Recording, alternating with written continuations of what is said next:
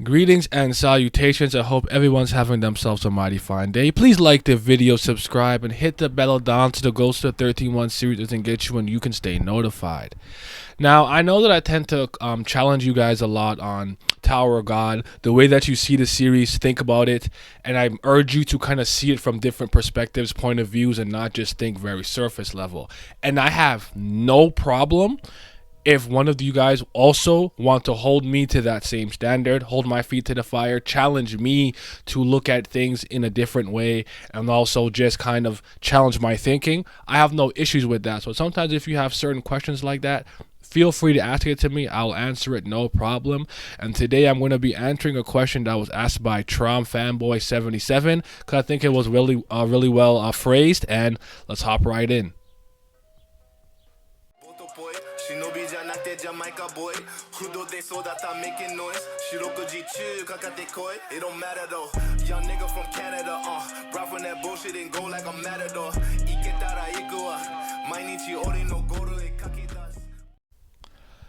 This will be more podcast style. I'm just going to talk. It'll be kind of a simple visual on screen. I hope you guys don't mind, but for this, you can just kind of listen along. So TromFanboy77 asks, all right, here's my question, Naya. Is it wrong for a story to change tone, direction, plot? For me personally, no. I don't like stale stories. I don't like having a clear formula. I wanted to use Hunter x Hunter and how a story can be dynamic and branch out to other places for an example, but I know you don't like it. But my point is that SIU has been writing the story for years, and if you don't like the current formula of the story you're writing, you have the right to change it, especially for SIU. I'm going to stop there for the time being and answer it kind of piece by piece. So I am going to be very honest and be like, when you talk about a story being dynamic and branching out to other places, I don't think Hunter x Hunter is the right example again. But his ultimate point was that if you feel like changing this kind of energy and vibe and ambience of your story, you can do that. And I agree. There's nothing wrong with that. There's no one stopping you. It's your story. You write what you write. And is it wrong for a story to change in tone, plot, and or direction? Absolutely not. There's nothing inherently good or wrong about it or right about it. It's all about execution for me. That was always what it comes down to. No matter what idea you have, whatever you want to put on that paper from a text and or artistry standpoint, execution is going to be what matters the most to me. So if you're going to change the story and change the plot and change how it feels, again, it's going to have to be consistent. You can't just decide, okay, I'm doing this thing now, retcon or whatever. And sometimes that happens. Retroactive continuity is a thing, but it's jarring, and I don't always like it.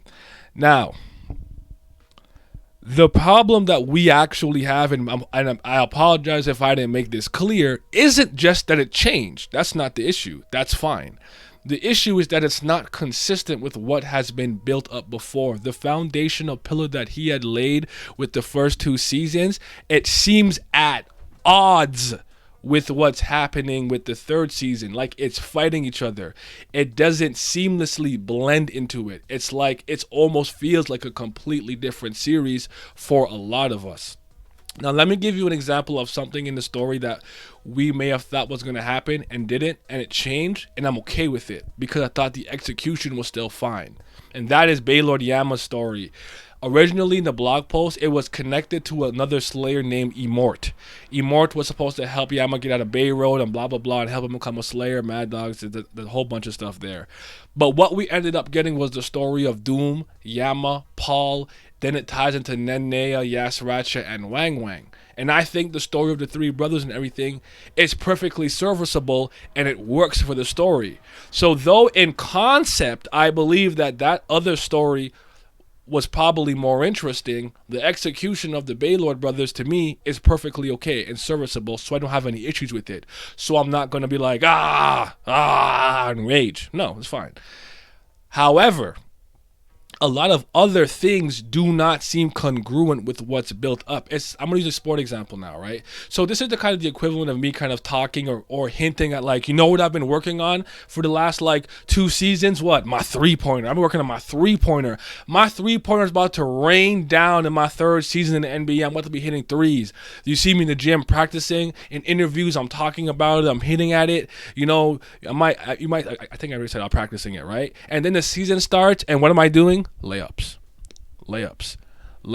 And you'd be like, well, that's fine. Layups are still, worth not worth 3 points, but that's 2 points. But I'm missing the layups. It's not even like I'm hitting.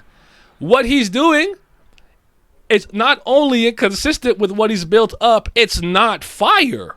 That's the problem. If it was good, we wouldn't have an issue. We'd be like, hey, it's changed. The direction has changed, but we're okay with this directional or paradigm shift because it's moving in the right direction in the sense that we like it. It's raw. It's not that everything is bad, but we're like, we prefer what we had before, and where we thought things were going based on how we perceived you were building it up, that's our preference. Whatever you're doing now is not moving us to that degree.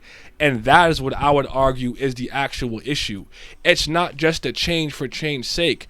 It's the execution of the difference in storytelling and style and it becoming a lot more of a power fantasy, I'd argue. Though I could make the case it's always kind of been that way. That is kind of the actual issue here.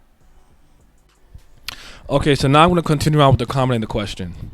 Now, I'm a recently new reader. I began in 2020, and I know you've been with this series for a long time, and you had different expectations of what to get from the story, and it's not exactly easy to just settle for change, but still. I agree with most of your criticisms. I just want to challenge your point on the story changing direction somewhat. Is it wrong to not get that fight that's been built up? Is it wrong for the typical payoff to happen for another reason? Mostly referring to the Caliban switching and Yama versus Yas bit, not all the way through the video yet. Okay. So, is it wrong? Sorry, hold on. I wanted to challenge your story, but is it wrong to not get that fight that's been built up? Inherently, no, right? We did technically get Yama and Yas Ratcha a little bit, and it fizzled out. And honestly, I'd argue that the clues of their conflict not particularly being what it is was kind of set up beforehand, but it's just that it's a consistent thing that happens where so many things that seem to be building up and crescendoing to a certain point just fizzles out with a whimper. It never really makes any real sense, or you always have to kind of like rationalize the reasoning behind the decision. It's never particularly seamless. I'm actually going to give you an example of my expectations being subverted when I had a kind of build up and I thought it was brilliant. Spoilers for the Monogatari series if you haven't at least gotten to Nisei Monogatari, the Karen B arc. There's a character in the series called Kaiki Deshu who's a con man and a oddity expert, but really kind of a fake Ghostbuster. I'm not going to get into all the terms of Monogatari here, but long story short, he comes to the main character's town, Koyomi Araragi, and afflicts his sister with operation, right, an oddity. And also we learned that his girlfriend had a run-in with this man years ago and is the catalyst for why her family was destroyed, so to speak. So there's this build up to the confrontation with Koyomi and Kaiki coming, and then Kaiki just kind of is like, oh no, like I'll leave, bro.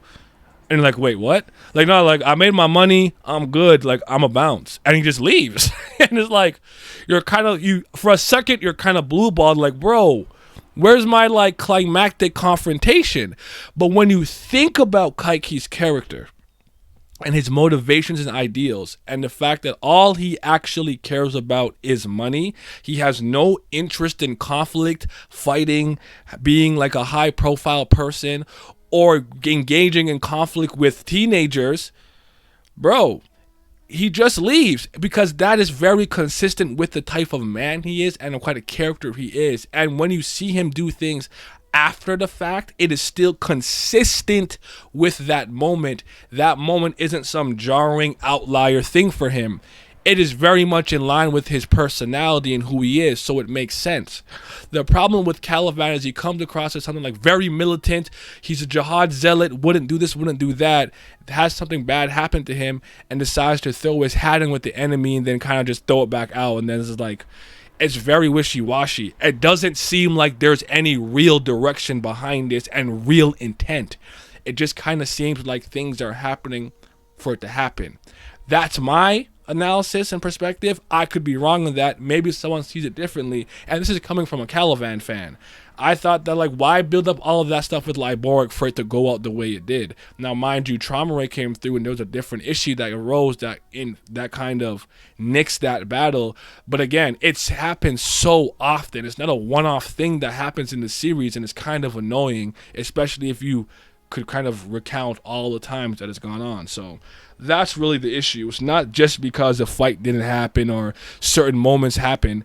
Why did it happen? What is the storytelling reason behind it? How was it going to bleed into later parts of the series? And did things before it kind of build and lead into this in a seamless manner? That is the issue. Is it wrong for the typical fight to happen for another reason? So basically, well, anyways, I think I pretty much answered it. So long story short, but to kind of wrap it all up, big picture takeaway. There's nothing inherently wrong with change. Honestly, there's a lot of stories that do have a bit of a paradigm shift and the tone of the story changes, but it makes sense a lot of the times. I'm reminded of Chikano Toko, if you like that. Tsubasa Reservoir Chronicles, if you like that. Different arcs can have different varying levels of tones. Gintama has your comedy arcs, has your heartstring arcs, your more serious arcs, a blend of all of those too. But again, I think the way that Sorachi handles it is what makes it palatable for the audience. Execution over everything is the main takeaway that I want you to get from this video. None of these things now at face value is inherently right or wrong, good or bad. But how did you execute it? That will always be the defining factor. Hope you guys enjoyed the video. Let me know what you thought. And if you have any other questions like this, feel free to ask. I have no problem with you challenging my point. I thought this was a great question. Trump Fanboy 77. And you guys have yourselves a mighty fine day. Like, subscribe, hit the bell on, and I'm going to be out. Yeah. Shout out to the Patreon gang. Yes, sir. Shout out to my CBL, the Certified BAM lovers, and my priests of fire. But especially to the Fifth Zen gods. Shout out to Tris, Abdel, AJ, Alan, Bloody Winters, Childish, Nujabes, David Langstaff, Irene Sharda, Jamarcus Cole, Cayenne, Chris, Lazy Dragon, Lucky Roo, Miles, Revenant, Scobe, Simi, and Sunny Kathapali. Your support is greatly appreciated. Thank you.